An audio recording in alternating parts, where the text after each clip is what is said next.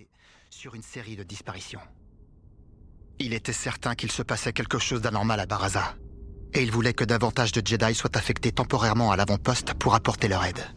Le Conseil Jedi avait fait preuve de compassion, mais sans preuve de qui ou quoi était à l'origine des disparitions, il a jugé que c'était moins urgent que les missions en cours de l'Ordre qui combat les Nihil et le fléau galactique, une maladie cutanée à laquelle peu de Jedi réchappaient. Le Conseil a promis de faire son possible et a exhorté Maître Akmora à poursuivre son enquête de son mieux. Maître Akmora avait conseillé d'être patient, surtout après que Sholara, frustrée, eut un accès de colère qui ne lui ressemblait pas. Elle s'était retirée pour méditer. Et la situation s'est aggravée bien plus vite qu'il ne l'aurait imaginé. Sholara avait maintenant toutes les preuves nécessaires, mais aucun moyen d'en informer le Conseil Jedi. À moins de trouver une issue. Elle inspira profondément et expira lentement, cherchant le calme et la concentration, faisant appel à son entraînement Jedi.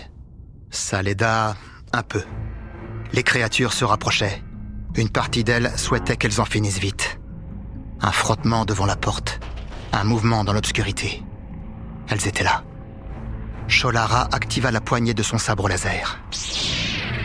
La lame, d'un vert brillant, s'alluma dans un bourdonnement familier, en projetant une lumière crue sur les murs en pierre nus de la chambre. Un autre frottement, et quelque chose est entré en titubant.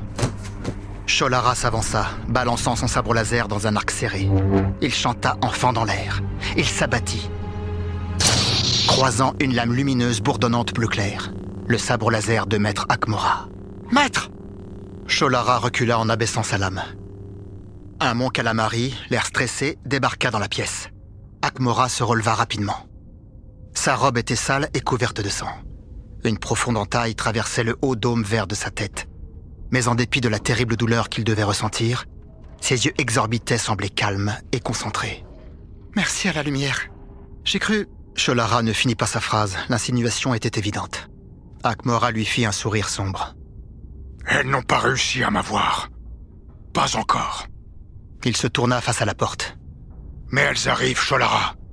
Je peux sentir leur faim, leur haine. » Sholara aussi ressentait les créatures, les ténèbres de leur présence, comme des ombres qui approchent, masquant la lumière.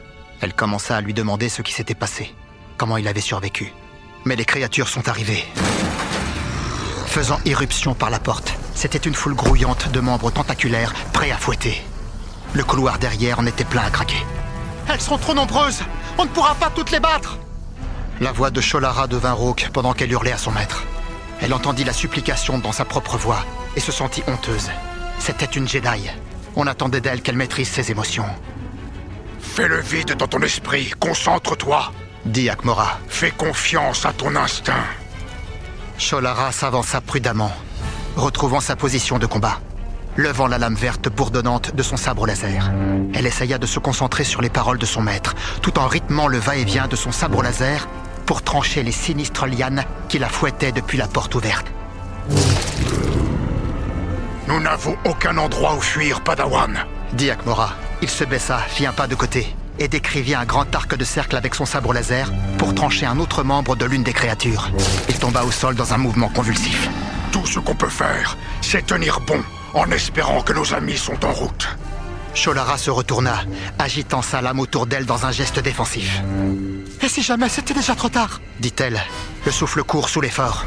« Alors nous mourrons au combat !» répondit Akmora, la mâchoire serrée.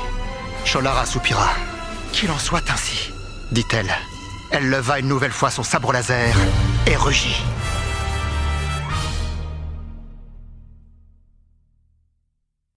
Chapitre 1. À bord de l'Innovateur, le lendemain matin. Ah, ça fait mal. Cam Lindon hurla en titubant en arrière, son sabre laser grésillant dans les airs pendant qu'il essayait de retrouver son équilibre. Un instant, il pensa qu'il allait basculer, mais il réussit à stabiliser ses pieds sur le revêtement métallique du pont du vaisseau. Il entendait les bouffées d'air comprimées émises par la télécommande qui planait quelque part à sa gauche, mais il ne la voyait pas. Ses yeux étaient dissimulés derrière un écran fixé à un petit casque. Il était censé pouvoir compter sur la force pour le prévenir de l'arrivée des tirs de la télécommande d'entraînement et de leur provenance. Jusque-là... Para seguir escuchando este audiolibro gratuitamente, haz clic en el enlace de la descripción y podrás escucharlo completo sin coste gracias a la prueba de 30 días de Audible.